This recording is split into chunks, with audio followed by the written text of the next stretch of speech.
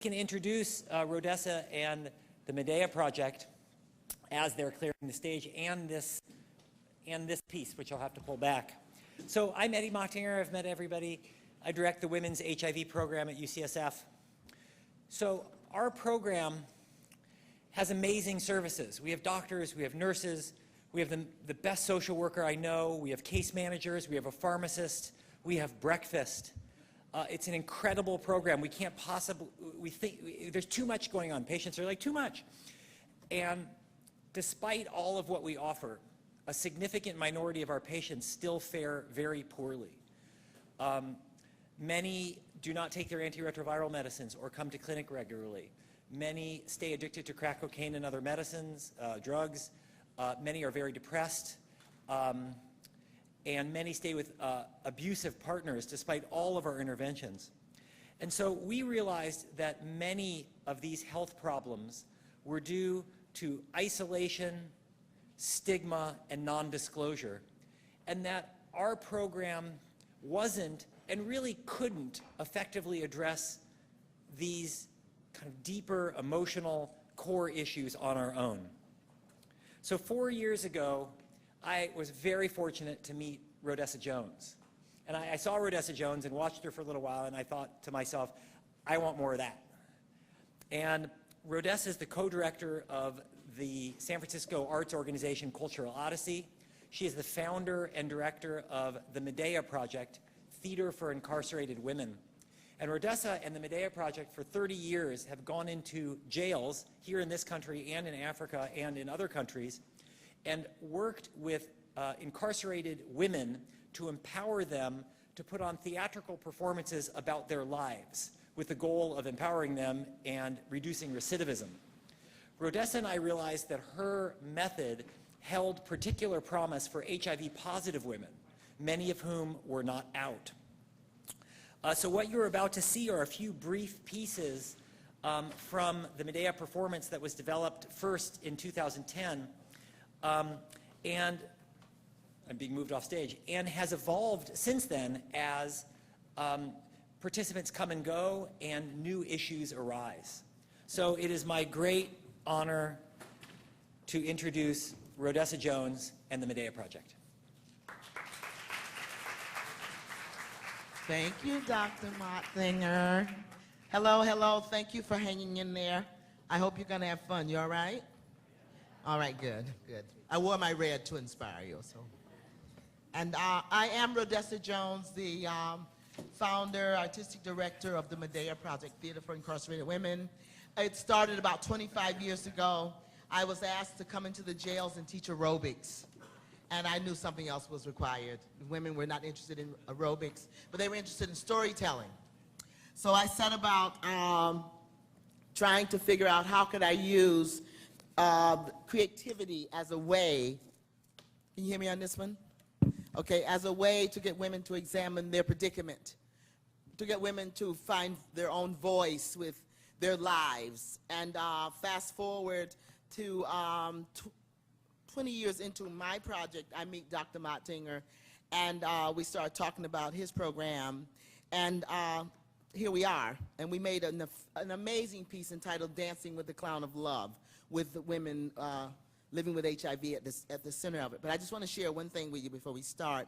I started out with a bunch of questions for my inmates in the jails, because Gertrude Stein supposedly, on her deathbed, was asked by Alice B. Toklas. Alice supposedly cried, oh Gertrude, before you go, tell me the answers. What are the answers, dear Gertrude? And supposedly Gertrude Stein said, my dear Alice, what are the questions? And so I am going to share my questions with you. This is the Medea Project Theater for Incarcerated Women, our Hidden Talents Questionnaire. 1, name. 2, age. 3, hidden talents. 4, do you write? 5, would you like to write? 6, home, last address. 7, when were you last at home? 8, when did you leave home? 9, why did you leave home? 10, who did you leave at home? 11, who did you leave home with? 12, please describe a fantasy home. 13, what is a parent? 14, who are your parents? 15, what is parenting? 16, what was the last bit of advice you received from a parent? 17, are you a parent? 18, if you can do anything or be anywhere, where would you go? Name the place. 19, love. What is love? 20, who do you love?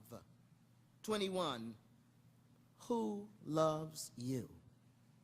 22, if love has a face, name it. 23, describe the last time you saw love. 24, death/birth. How have you escaped death? 25, what is rebirth? 26, if you could turn back time, how would you change your life? Good afternoon, ladies and gentlemen, the Medea Project. Come this way, ladies. Yes. Okay.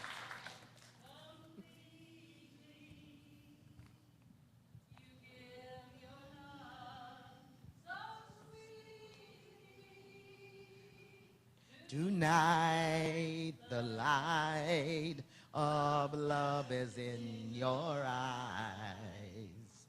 Will you still love me tomorrow? Tonight, there are words unspoken. You say that I'm the only one. But will my heart be broken? Mary, you're the one. Mary, Mary, you're the one. Mary, Mary, you're the one. Shadowboxing.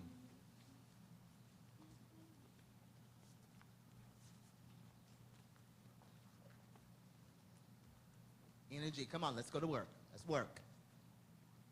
Bring it out front, bring it a little closer to the front. I had no energy.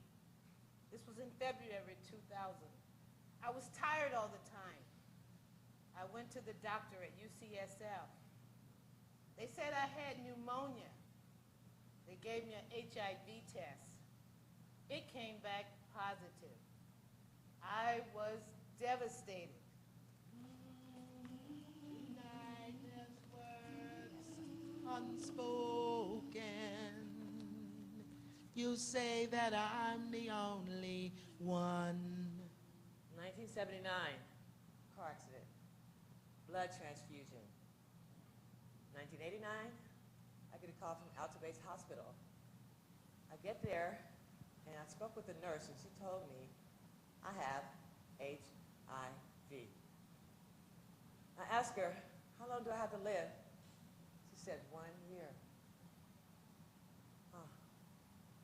I went home for 30 days. I laid on the bed, the mattress, and just wept. And I wept. And I wept. You say that I'm the only one. 1987, Seaside, California. I was standing on the corner selling my body for drugs. I got arrested. I went to jail. I took an HIV test, and it came back positive, and my world went dark.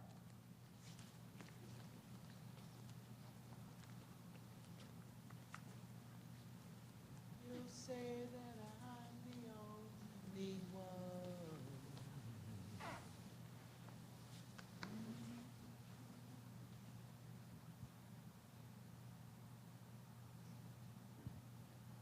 Nobody told her. Nobody. Nobody. Nobody. Nobody. Spacing, where we at? Nobody told her. Now she can't believe it when it's said. Born behind the 8 ball. Life's a house of cards.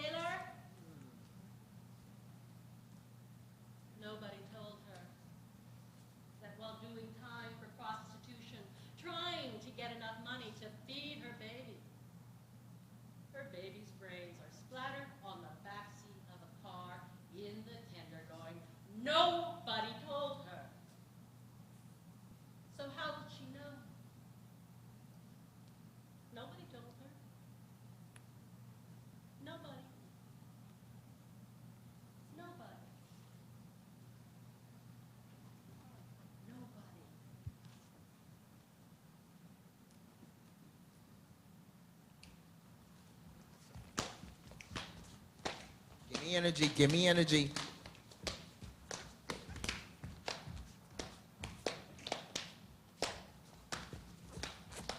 You cannot live my life because you haven't been stabbed 3 times in the arm by a knife.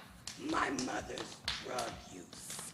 You cannot live my life because you haven't been tested positive. HIV. Being afraid. You cannot feel my pain because you never hold up in the rain. Being scared. You can't live my stories because mine have been one hell of a story. Abuse. You cannot live my dream because I bet you've never been beat by your own damn mama. Watching mama get beat down. Do you really think I'm gonna live that long? Do you really think that I'm that damn strong? Being afraid. You can't say you're just like me because you haven't tested positive HIV. You Not going to school. Not getting help. You cannot live my life. Shanique, 2006.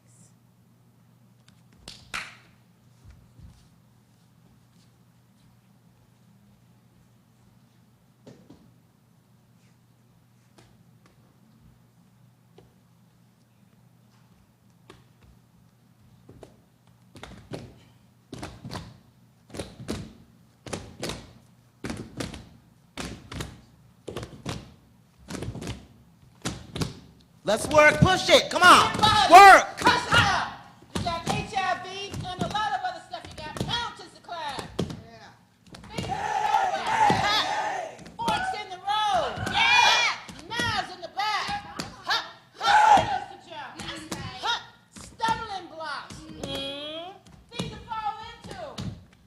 Major obstacles. Unpleasantness to face. Disappointments to excel. Well. Wonders to unfold. Hey. Mysteries to solve. Hey. Get ready. Let's do it. Do it fast. Do it slow.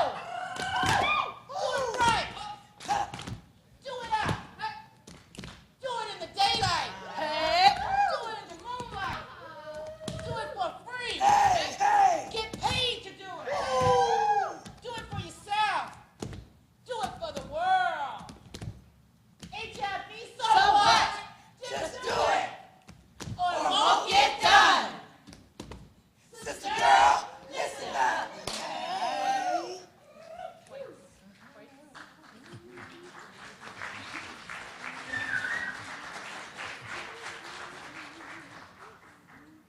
I remember being really excited, taking a long time to choose which outfit to wear, and wondering if you were also considering this a date. I remember the first glass of wine you poured, and watching you buy 2 6-packs of Coronas, and wondering if you were really gonna drink that much. I remember the roasted chicken being delicious. And I remember feeling a little fuzzy after the second glass of wine, and the third. I remember you talking about spirituality, about your art being an expression of your essence, and I remember thinking that was really sexy. I remember you inviting me to come in and reading me Rumi poems, and how good it felt when you finally kissed me and laid me down and went inside of me. I remember thinking I never want this to end as I caressed your soft gold skin. I remember thinking maybe we should use protection, but it was a fleeting thought, because then you came, rolled over, and acted like nothing had happened. I remember you just lay there, stupidly smiling, while I wondered if I was pregnant, infected with HIV, gonorrhea, if I had any ounce of self-respect left inside of me. In the morning, you said you'd call. You never did. I went to 3 HIV clinics before they would finally test me. You're not at risk, Caucasian, heterosexual female. I stopped talking to my friends. It became hard to get up to go to work for the morning, to look people in the eye, to find my laughter, to not feel like I had gone against everything I believed in simply because of lubricated lust. Where are you now? How many women have you fucked after reading Rumi poems to? When will you stop? What will it take? When will I stop? What will it take?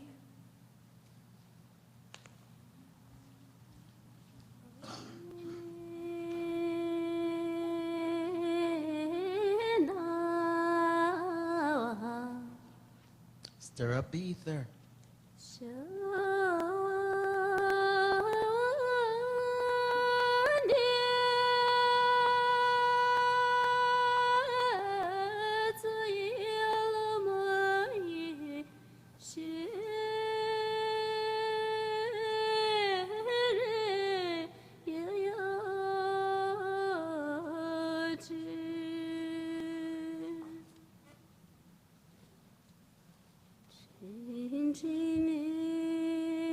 Spacing.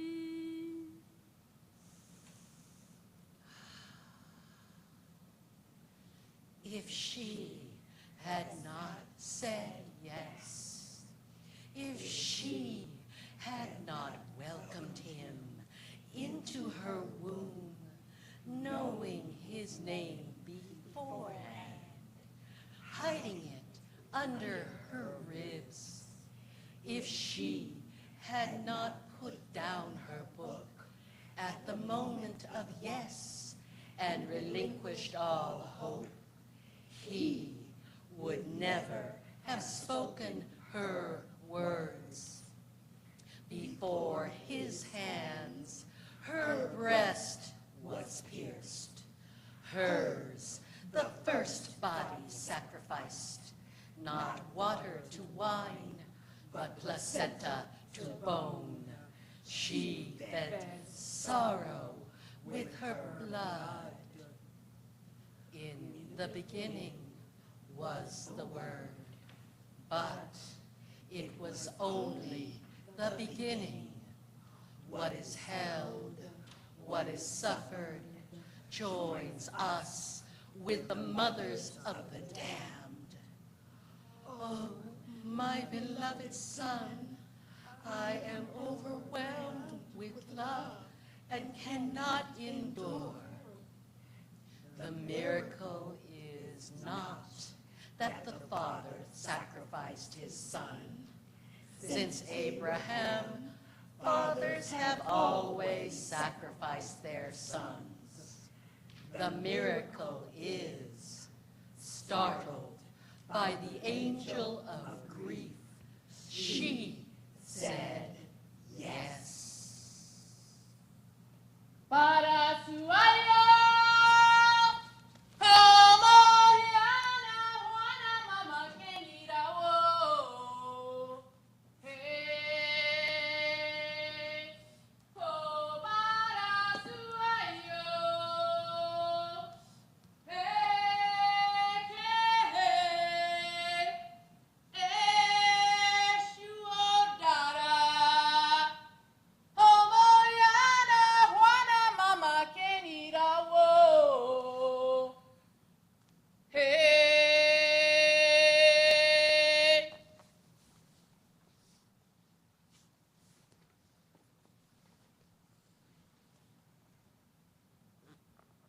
My dearest beloved,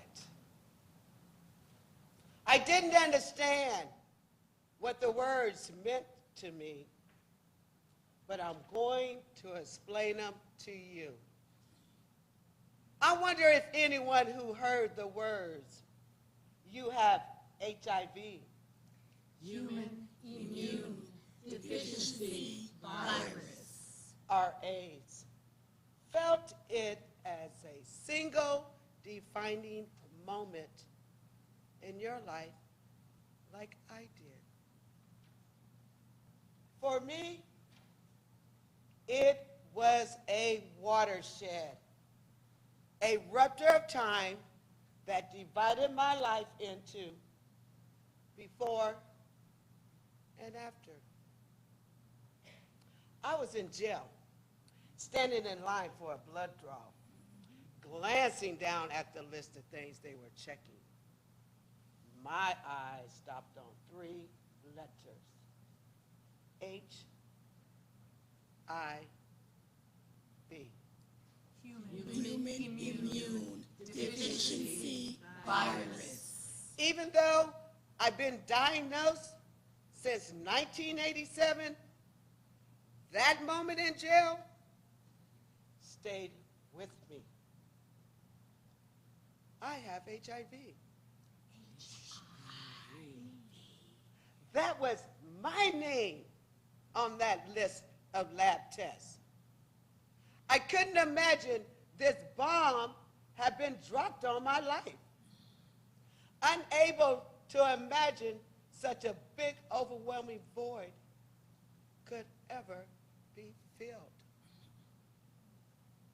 I don't want you to have unprotected sex and go down that road. I can look back now, and through my experiences and my encouragement from other wise women living with HIV and AIDS, they helped me find my way. Here are some lessons of my journey.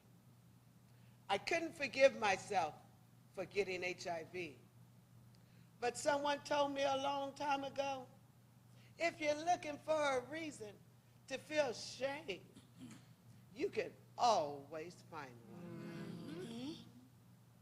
I learned to look for something else: forgiveness. I have forgotten that forgiveness is something that you choose, and it only happens when you choose it. HIV is a health condition, not a crime. Okay. People who live in with HIV aren't doing anything different than most people I know. The only thing that separates people living with HIV and people who don't is that I have HIV. There was a time I thought I wasn't worth much or deserved much because I have HIV, which seemed a little silly. But if you're struggling to find that there is more of you to love than HIV and AIDS, you can take a page from our book of Friends in Recovery. Fake it till you make it. I love you, my little girls. Music, please. No, I'm sorry, not yet, not yet, I'm sorry. Quickly, quickly. Flatline, flatline, affirmations, spacing. I'm Faye. I'm living with HIV. Call me Faye. Daughter of Irene, granddaughter of Roberta, and great-granddaughter of Petra. Since I live and did not die, I will. take advantage of every moment because nothing is guaranteed. I am living with HIV. Call me Polina, daughter of Faina, granddaughter of Gita, great-granddaughter of Vera. Because I lived and did not die, I will. forever speak my truth. I am living with HIV. Call me Cassandra, daughter of Kathleen, granddaughter of Cassie, mother of Monzel, Keisha, and Nicole, grandmother of Diamond, Elijah, Elizabeth, Jeremiah, Naomi, and Vassily. Since I live and did not die, I will.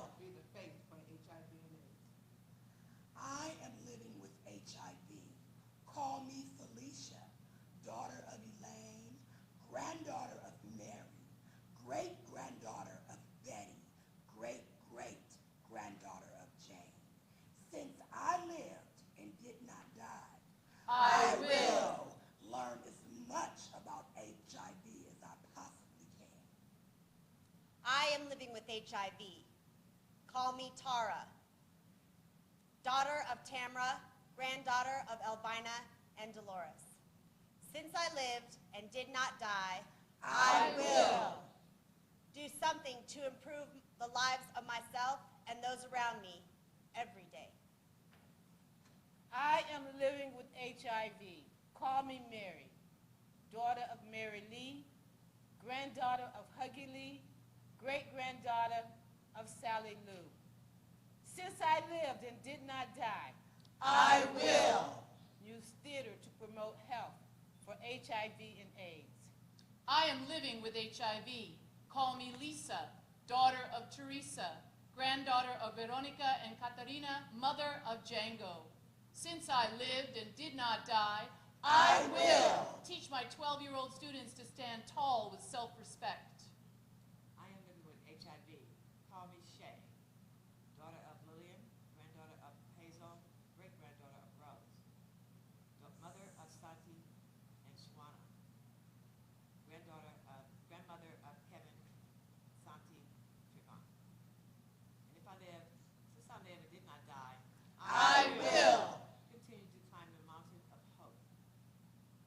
I am living with HIV. Call me Angie, daughter of Georgia, granddaughter of Hazel, mother of Joseph. Since I lived and did not die, I will stand as strong as the sisters that are here with me today. Music, please. Aretha.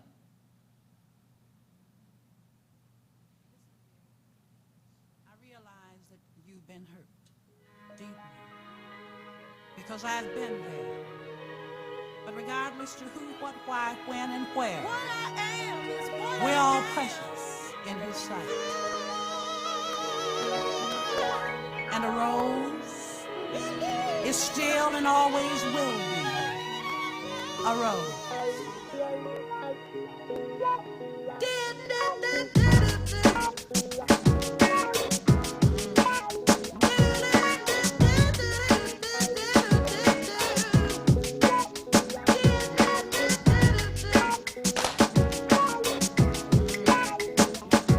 Got Medea work. I met her once or twice before. She was a pretty sweet thing, not the least bit insecure. Then you came with your stick game and played with her you.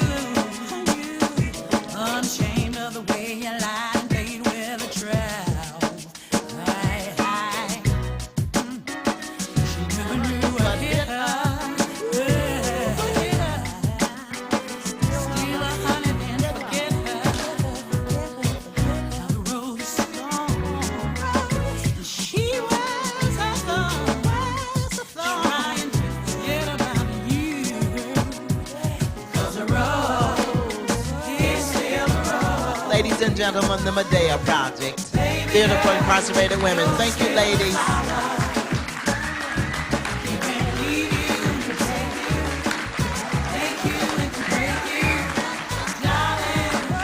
Let's go with the prayer. Let's go with the prayer.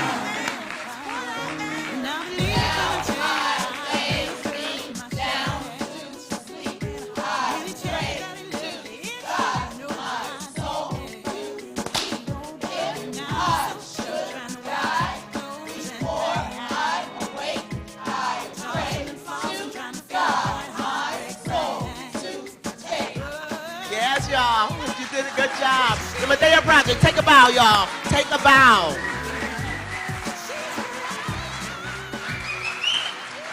Where's Eddie? Eddie, are you still here? Come on up here.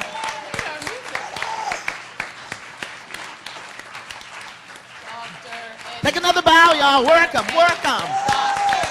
The Medea Project, Dr. Edward Motsinger, San Francisco. I'm Rhodessa Jones. Thank you so much. Thank you, Ernie.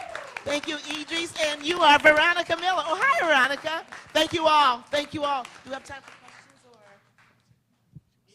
We can field questions from the audience. People can stay if they want and ask questions. We can do 2 or 3 questions real quick, and then all leave at the same time. Maybe that's the best thing to do. We can have cocktails. And then we can drink.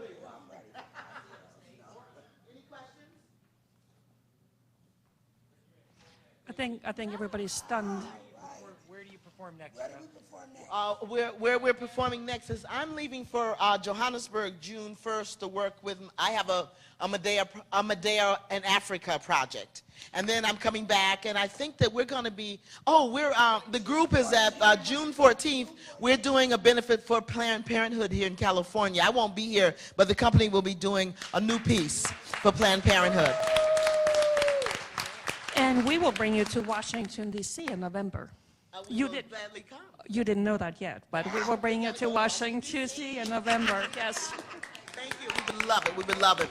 Planned Parenthood, our new piece is entitled Birthright Under New Management. And it's here in it's in City Club in San Francisco. So if you're anybody from town, please support Planned Parenthood as well. Other questions? You can ask them stuff too. I'm just a slave driver. They do all the work. Hey, Leva. Hi, Leva. Yes, ma'am. Would you like to talk about the process? You got it.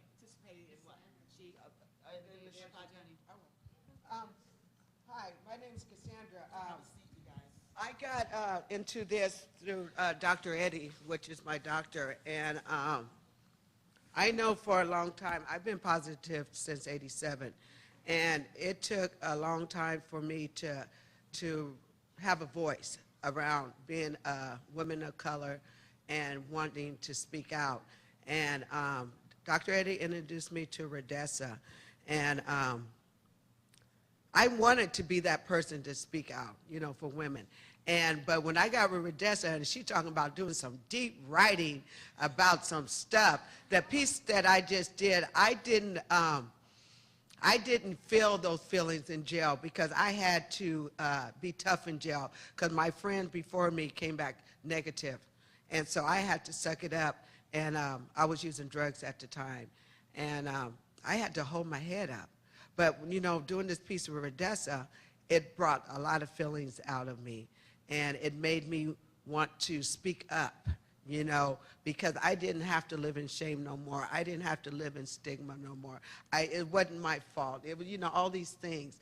And it empowered me so much as a woman, that I'm still here after 3 or 4 years with Rhodessa. I'm still here, and I'm still doing the work. And whatever it takes to get the awareness out, I'm here to do it. So that's where I'm at.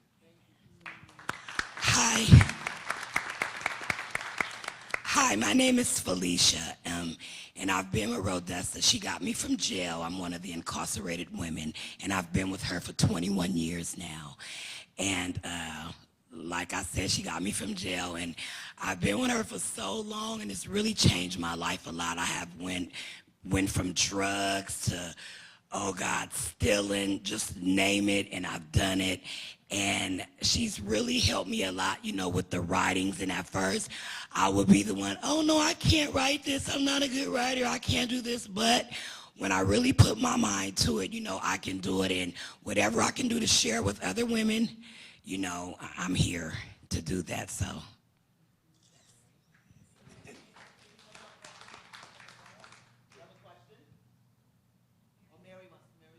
I just wanted to say that the process for me was very tough at first, but I knew that I wanted to live and not die. So I put myself together with Rhodessa, with Dr. Eddie's help.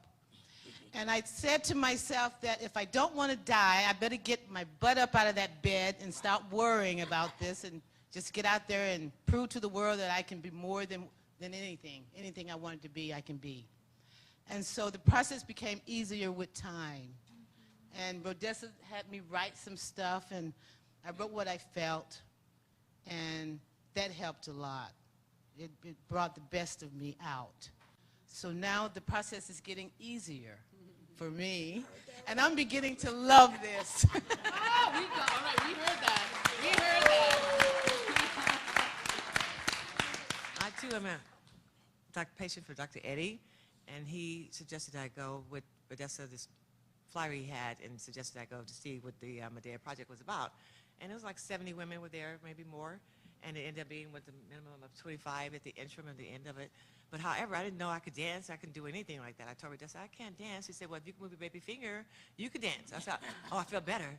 So however, she gave us these writings, like write a letter to God, write a letter to heaven, write a letter to the one you love, write a letter to earth, write a letter to the grave, and all these different topics. And everyone would write it, and whichever one would sound really the best would pop out to she, and it would be part of our production, and we move it in movement with the song, the words that she had given us to write about. We put movement in that and dance, and it came out with all this, and it's just amazing how production has begun with working with she, and it's such a wonderful thing to work with her, and I love it, and I continue to do so.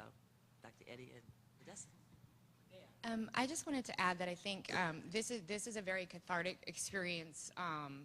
Not only, this is, the theater is the end result, but the process is really profound in that all of us are sisters, and we all are either infected or affected by HIV.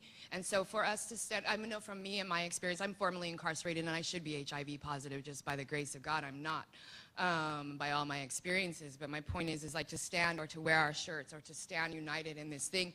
In the beginning, I know for myself, it was like, wow, this is really weird, you know, or like on the Facebook page, are you HIV positive? Because you have your HIV shirt on, right? And it's like, it doesn't matter, you know, it's been a really profound experience. And all these women have taught me so much about what it means to carry this sort of thing and walk in the world. And we are all really strong together.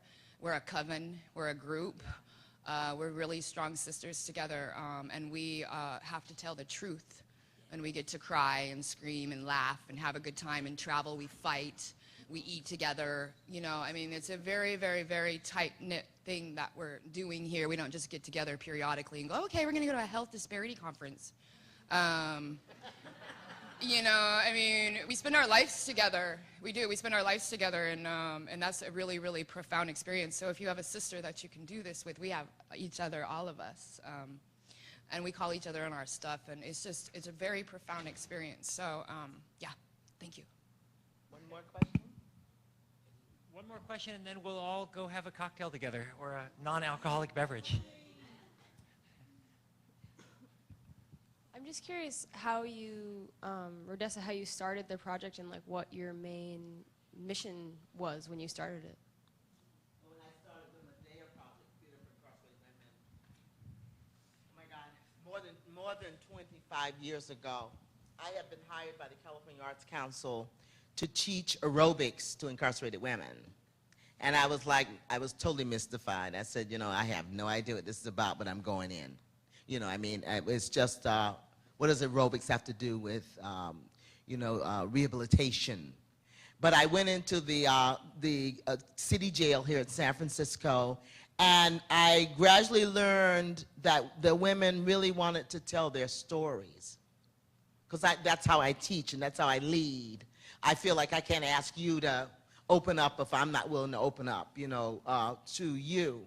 So I would always do walkovers, handstands, and I was turning 40 at that time, and my daughter had just gotten married, and I was talking about being a grandma, but I also evolved to talking about my own narrow escapes with men, my own dance with destructive behavior, and I made a piece entitled Big Butt Girls, Hard-Headed Women, which was about the ages of women. And then flash forward, Kamala Harris, the district attorney at that time, sent me a little card and said to go to Eddie's fundraiser for the hospital. And I walk in, and Donna, one of the women that Eddie's patient, we found that she had been a dancer. I used to teach dance, and this woman had been in my class years ago, and she had disappeared. And all of a sudden, we have this incredible bridge Eddie and I did to talk across about life and dreams. But it started simply because I believe in creative survival. And I wasn't going to be able to teach aerobics to women at the county jail, and they did not want to be doing aerobics. But I found the way to turn it into gold, and I can't thank the company enough what they give up. So I hope that answers the question, you know. Okay? Thank you so much. So Rhodessa Jones and the Medea Project, thank you so much.